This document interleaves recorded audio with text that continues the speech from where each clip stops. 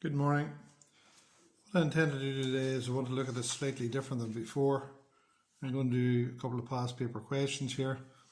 I'm doing Friday the 1st of March 2019. I'm doing double award physics. I'm doing the higher tier. And what I intend to do is I intend to do a mind map for the question. I'm going to do question number 1, which is on forces. On your textbook it's page 359. And I intend to do a quick mind map that'll help us do this question. So really this is about forces, and forces depend upon knowing 3 laws by a man called Isaac Newton. And Newton lived in the 17th century. So he lived about 1650 to the end of 1600. So he lived in the 17th century, a long time ago. And he came up with the 3 laws. His name was Isaac Newton. And he came up with 3 laws that could describe motion. So his 3 laws are very important. And they're more or less known as the first, second and third law. And the third law is we'll not do a lot about it. If you go on to do A level, you do a bit about it. But we'll not do a wild lot about it here. But his first law more or less had to do with balanced forces. Now, balanced forces means more or less that the forces right are equal to the forces left, forces up are equal to forces down, and that's more or less it. So it's balanced forces. But the important thing about balanced forces is the 2 possibilities of motion. Now, one would sound like a contradiction in itself in that it doesn't have any motion, so it's got no motion. And no motion means it is stopped. So it's stopped. And if it's stopped, draw a racy sports car here. There's the racy sports car. There's the girl driving the sports car. Notice her hair's down. The force pulling her forward is equal to the drag pulling her back. But she's still not moving anywhere. So the second one is, the second sort of motion would be constant motion. And it's exactly the same diagram for the racy convertible. There's the convertible. But look at the girl's hair this time, blowing in the wind. That's to show that she is moving.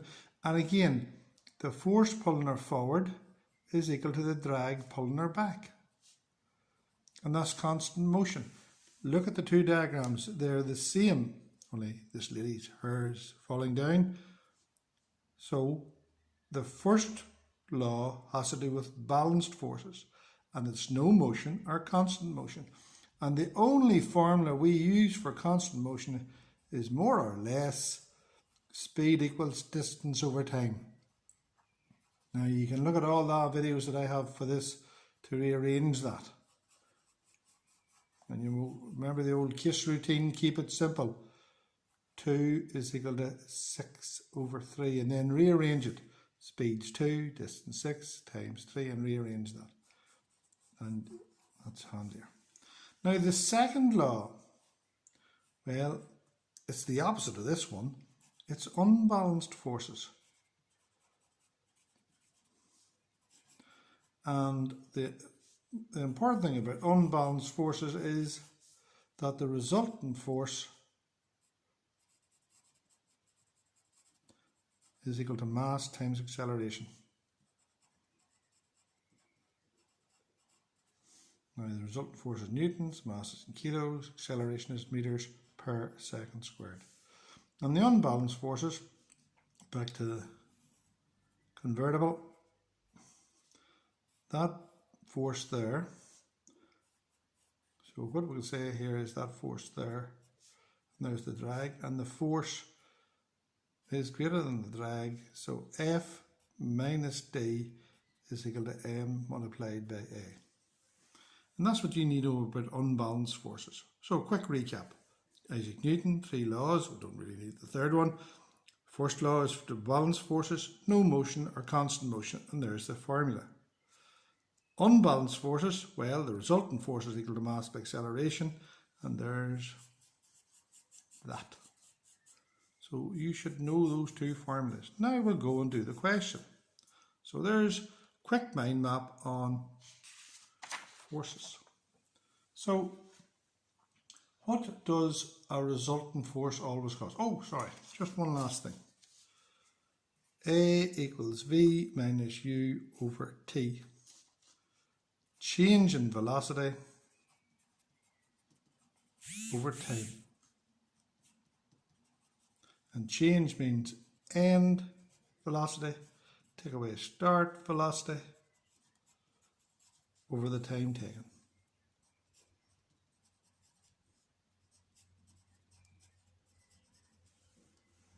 So there's rearrange that formula, and there's stuff we'll learn. Remember, work beats brains when brains won't work, and you have to practice to study, and you have to take time to do this. Now we look at the question. What does a resultant force always cause? We're looking for 1 mark here. A resultant force causes an acceleration.